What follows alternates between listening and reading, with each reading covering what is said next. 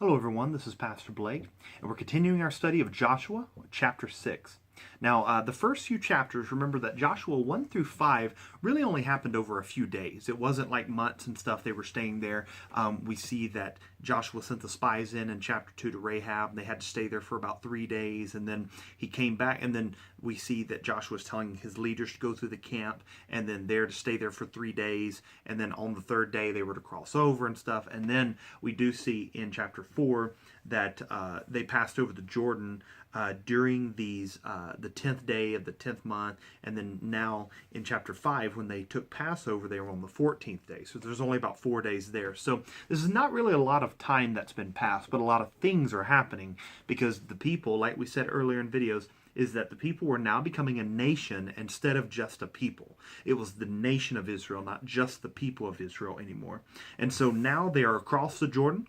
They've done the Passover. The circumcision has happened. The consecration has happened. The memorial stones are set up. And so basically they are ready to go after the Canaanites. They are ready for God to be before them. At the very end of chapter 5, we know that the commander of the army of the Lord was standing there with the sword ready. So it's ready. They are ready to take over the land. And basically, chapter 6 starts that progression through the rest of Joshua in the actual conquest of Canaan. And the first city they get to was Jericho. Remember, they stayed in Gilgal, which was just east of Jericho. It doesn't seem to be very far. An exact number wasn't, I wasn't really able to find an exact number of like a mile or whatever, but we do know that they were given specific instructions in chapter 6 of how Jericho was to fall. And remember, this being the first time that they conquered a city, Jericho is also kind of like a tithe to the Lord. You know, and a lot of the other cities that they're going to take over in the next bunch of chapters is they actually are able to take from all of this stuff. All the cities, they're able to take a lot of stuff, a lot of the produce, a lot of the animals, a lot of the gold and the silver and all that stuff. But Jericho was given specific instruction to just, the gold and the silver, the bronze and the iron and all like the vessels and stuff. So they were to kill everything else though, all of the animals, everything like that. So this was kind of a tithing to the Lord. Hey, I've brought you this far. You're not going to take anything. All of this is representing you're giving to me. You're not going to take anything other than just the vessels of gold, which most likely was to store up for money so that they could trade later, and also for gold to be able to melt down and to produce the items of the temple. And so that could have been some of the things as well. So, but yeah, let's get into chapter 6 of Jericho. Now Jericho was shut up inside and out because of the people of Israel. None went out and none came in. And the Lord said to Joshua, "See, I have given Jericho into your hand with its kings and mighty men of valor." And so remember back in chapter 2 when Rahab actually told them, hey, everyone is kind of scared of you guys. Their hearts melt away. All of our mighty men, there's no fight left within them because we heard about you crossing the Red Sea. We heard about what happened to Egypt. It's in chapter 2, verse 10. For we have heard now how the Lord dried up the water of the Red Sea before you when you came out of Egypt, and what you did to the kings of the Amorites who were beyond the Jordan, to Sihon and to Og, whom you devoured to destruction. And as soon as we heard it, our hearts melted, and there was no spirit left in any man because of you. For the Lord your God, He is God in the heavens above and on the earth beneath. So remember, this is just like a week or two later that they're going to actually go into Jericho than when Rahab actually hid the spies. So this heart melting away, this fear is still true. And it talks back again at the beginning of chapter 6, how they were scared. And the Lord had given them into the hands and the king and the mighty men of valor. So Jericho is going to be overthrown. It is basically guaranteed from God. It's going to happen. And so we see that God then tells them the exact procedure, how it's going to fall. All right. Now, sometimes God doesn't give them a lot of explanation. Sometimes God says, you're just going to attack the army and I'm going to help you defeat them. And that's kind of, I guess, He helped shield the people in battle. He helped them fight well. Their other the men of the evil Canaanites, I guess, were not able to fight good that day. There's not really a lot of detail given, And so, but we do see that these people were pretty scared. And then after the walls fall, that would have definitely confirmed, oh my word, these people are, their God is with them. So We don't see a lot of details, but in this one we do see a lot more details about how God actually helped them, because honestly he created fear within the Jericho people before they even got there. And so when Jericho was locked down so that no one could come in, that's a big key too, because you'll see that other Canaanite tribes, other people, other armies actually met Israel out in the field, on a battlefield, instead of hiding behind their walls. Now, not every city would have had walls. Jericho definitely did, obviously, but not every city would have had walls. However, we know that other kings actually met Israel on a battlefield, and they fought like out in the field, out in the countryside. But Jericho, they said, you know what? Let's see if our walls can keep us safe. So they actually shut it up. They didn't even meet Israel on the battlefield because they were so scared. And so the Lord spoke to Joshua how they were going to take the city. God assures Joshua that they will conquer Jericho. And then verse 3, they were to march around the city once a day for 6 days. So just marching around once for 6 solid days. And then they were going to go back to Gilgal, where they were camping east of Jericho. That's all they did. Just they would march around it, boom, one time. Now, this would have taken a little while. This wasn't like probably even an hour's worth of time. I mean, there's millions of people getting around. It probably could have actually taken a little while to actually happen, but we do know that the 40,000 men of war, remember in chapter 1, from Reuben, Gad, and the half-tribe Manasseh, the 40,000 that were said, we're going to help you go into the land of Canaan and conquer, and whenever we get done, we're going to go back to our own land, the one that Joshua confirmed that was going to happen. They did that, and they were before the ark, but right after them was the 7 trumpeters, and then the Ark of the Covenant. So we have 40,000 men ready for battle, all suited up, ready to go. And then we have the 7 trumpets that we're going to blast. And then we have the Ark of the Covenant, actually. So that's kind of the order. You have to read it kind of carefully to understand the order of it, because they say out of order. They said the Ark of the Covenant was there, but the 40,000 men were before the Ark. But then before the Ark was ahead of everyone. And then before the Ark was the 7 trumpeters. So you have to put it kind of together in your mind like that. But the 40,000 was marching around the city. The Ark of the Covenant was being carried along with the 7 priests that would carry the trumpets in front of them. But they weren't to blow them yet. It was only on that 7th day. So in verse 4, on the 7th day, they were to march around the city 7 times, and then the priest would blow the trumpet. And so they were marching around. And think about it. I mean, for instance, Rahab had a house built into the wall of the city. And so one of her windows was kind of a hole in the wall of Jericho. So there was plenty of people that probably could see this happening, not just the soldiers up on the wall or, on posts and towers and stuff. Like a lot of people probably could see these, these people groups and the 40,000 men ready for war, and these people carrying this Ark of the Covenant. They were walking around, and, after 6 days, you'd have been like, what are these people doing? They're just walking around our city, just walking around. And on the 7th day, started walking around more than one time, and that would have been interesting to be a part of, because you would have seen things that was happening, but yet not know why are these people doing this. And so on the 7th day, they were to march around 7 times, and then blowing the trumpets. In verse 5, when the trumpets blast, the people will shout, and the walls would fall. And then so in verses 6 through 7, we see that then Joshua tells them basically what the Lord's telling them to do. Joshua told the people all the Lord had spoken to him. The 40,000 will be out front of the trumpets, then the ark, then the people. In verses 8 and 9, the people did all Joshua told them, and that's significant, because they didn't do that always. They actually did rebel against Moses quite a bit. Joshua is having a good time. People are ready to conquer. They're ready to go into this promised land. So people are kind of paying attention to what he says and does them. In verses 10 and 11, the people were supposed to be quiet while they were walking around the Jericho. No shouting, no talking, just walking. Each day they came back and camped. And in verses 12 through 14, they did this for 6 days. It just kind of repeats the process that they did this. They did this for 6 days. Now, in verse 15 and 16, the 7th day, they marched around the city 7 times, just like they were told to. And on the 7th time, when the priest blew the trumpets, Josh told the people to shout. Now, this would have been a powerful moment, because they were, about to conquer this place. They were getting ready, and these people, all of this stuff was kind of building up. They knew that they had crossed the Jordan. I mean the Red Sea. They knew that God had taken their people out of Egypt. They were this new people group coming across the Jordan. They're seeing they're seeing God kind of do things, and then wow, they are going to get to shout, and these walls are going to fall down. The expectation of this would have been almost overwhelming for me. I know that much, and so we actually look at that, and it's amazing scripture to read.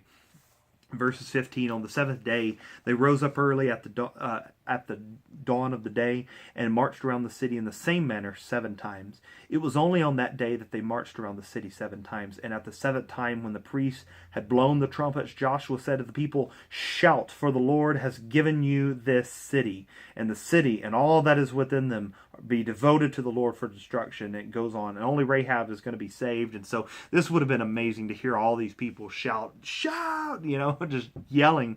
And then all of a sudden you just start hearing these rumbles, your heart starts seeing these shakes, and they're looking at the city to start seeing this dust, these walls falling down.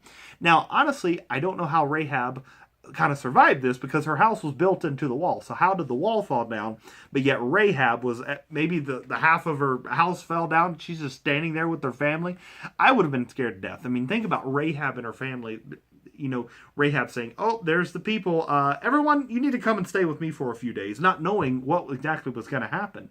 Rahab's getting her family in and be like, "Hey, look, I made this deal, and I think they're going to save us." It seemed like they were faithful to their word. So y'all need to come stay with me for a few days, because there's something going to happen very soon. So business is shut down. Everyone leave. Family, you need to get here to my house and stay. And so that would have been kind of wild to be in that moment and not know. I mean, hey, these people could have lied to her. These people, they didn't have to really make a covenant with her in the first place, but yet they did, and it seems like they honored it. So Rahab would have been really putting a lot of faith in this moment, and all of just the chaos that surrounded the walls of your entire city falling, and then 40,000 men just coming and just flooding into the city, taking it over.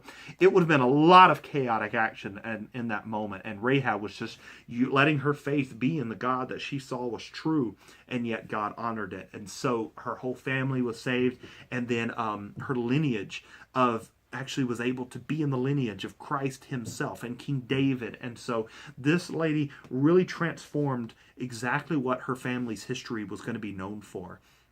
Instead of being the harlot, instead of being the prostitute, instead of being the lady that, had a very, sketchy line of work and stuff, and how she made her money, she was now part of the very salvation of man because of the lineage that she got to take over. So amazing moment for Rahab, absolutely. And so, but then in verse 17, everything in the city was to be destroyed except what the Lord told them to put in the treasury. Not every city was completely destroyed in this conquest of Canaan. Everybody thinks that just they went on a killing spree. That's not completely accurate. Now, this city definitely more was. However, even most of the cities, even God told them not to pursue them. Sometimes they were to pursue them if they were priests of this evil, cultist religions of Canaan. But a lot of times they weren't even to pursue them. So, I mean, if Jericho started to fall, people started to run out, they could have actually just let them go and not actually pursued them, but just Jericho was going to be taken down. However, if you got away, it doesn't show us any time where they were to pursue them. And other times we do see it. This time we don't see it. So, if your family's seeing your city fall, if you're running out the back, hey, they probably just got away. I mean, honestly, they got away. They're, innocent of from the attacks of God. We don't know that for sure. However, sometimes it does say it, and this time it doesn't. So it does lead us to believe that maybe they were not to be pursued. And if you gave up your land, you gave up your house, you ran, you were free to live. And so we don't know that for sure, but something to consider. Only Rahab and everyone in her household was saved from the destruction. However, remember that when we consider everything was supposed to die in the city, they were freely given a chance to change their wicked ways for over 400 years. That's something to remember, okay? We do look at this. A lot of people look at this and don't like this idea that God would just start destroying all these cities. Remember, there was horrible, evil, sadistic worship of these false gods that these people were doing. They were burning searing their children to death on idols of Molech, and they were doing these abominable acts. And they knew that Egypt fell. So they even had 40 more years knowing that, hey, there is a God. Abraham didn't have the Bible. Abraham found God. Isaac, had found God. We do see people finding God and God meeting these people. And so there was an apparent ability to know who God was, but these people were denying God. They were looking against God. They were living their lives contrary to who God was and what He was about. And we see that they were doing super evil stuff, just incredibly evil. You can go look it up and there's some history on Canaanite worship if you would like to, but very evil stuff. And God gave them 400 years while the people of Israel were in Egyptian bondage. 400 years, they had that chance to get themselves right with God. And then when Egypt fell, obviously these people knew that this God was true. They could have turned their ways over to the God that destroyed Egypt, because Rahab did, basically. I mean, think about it. Rahab was able to be saved through this situation. Other people could have been saved through this situation, but they did not want to. They wanted to deny who God was, and so God dealt with them. That's a hard fact to consider, but it is a fact that is true. And so we have to look at that, and we have to be honest with ourselves. These people had the chance to get over, and then 40 years in the desert, and then after Rahab even became, they could have all gotten saved too. So whenever we look at this, don't look at this as in God went on a killing spree. God went on a judgment spree. Okay, this is just a fact that we have to consider. God decided it is time to judge these Canaanite people. They are wicked, they are evil, so I will judge them. And so they are to be extinguished from the land. And we know that some of them were even saved after this. And so we'll read that in later chapters. So don't just get hung up on that idea. There's a lot more to that idea that can be expressed, but this is the only time I have for you. And so in verse 18, everyone was given instruction to take nothing from what God had told them to destroy. And then verse 19 tells us a little bit more. God allowed them to take only silver and gold and every vessel of bronze and iron. So, in which I told, that could have been for trade later. That could have been melted down to make, stuff for the temple later. Who knows really why they did that, but maybe we'll find out a little bit later. These things were to go into the treasury for them to keep. Verses 20 and 21, when the people shouted, the walls fell down, and the men of war ran up into the city and just destroyed everything. And so in verse 22 and 23, Joshua sent the 2 spies into the house of Rahab to get her and all who belonged to her out of the city. Now, obviously, this was for, honestly, practical reasons, really. Hey, guys, you've already been there. You know exactly where she is. There is the scarlet cord. But, guys, you've actually been there. You know exactly who she is. You know what she looks like. So go in, get her out. Think about it. These walls of the city are falling down. There is dust everywhere. There's men. There's chaos everywhere. Jericho's people probably would have started fighting against it. Hey, guys, you 2 spies, go get Rahab. Go get her people. Because when they're running around, our soldiers could get them. But hey, if you're with them, they're going to know, oh, that's got to be Rahab. That's got to be the people. Because they're not attacking the 2 spies. They're running with the 2 spies toward Israel. And so this would have just been practical sense. Hey, guys, you know what she looks like. You know where she's at. Go get her family, and bring her out, just like we said we would do. And they did that. In verse 24, they burned the city with fire, but saved the vessels to be put into the treasury. And 25, Rahab and her family was saved because of the promise the spies made with her. Joshua spoke a curse against the city in verse 26 of Jericho that no one should rebuild this city, even though actually someone did try to. In 1 Kings, I'll have to put the reference, 1 Kings, I believe it was 16.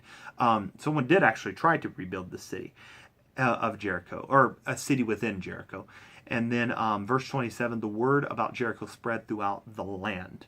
And so lots of this notoriety, people are starting to know that these people of Israel, this nation was alive and active, and their God was fighting by their side. Verse 27, so the Lord was with Joshua, and his fame was in all of the land.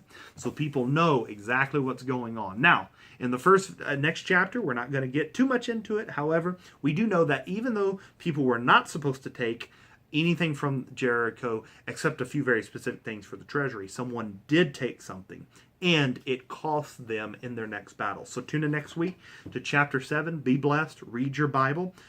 Pray. Seek God this week. Tell someone about Jesus. See you later.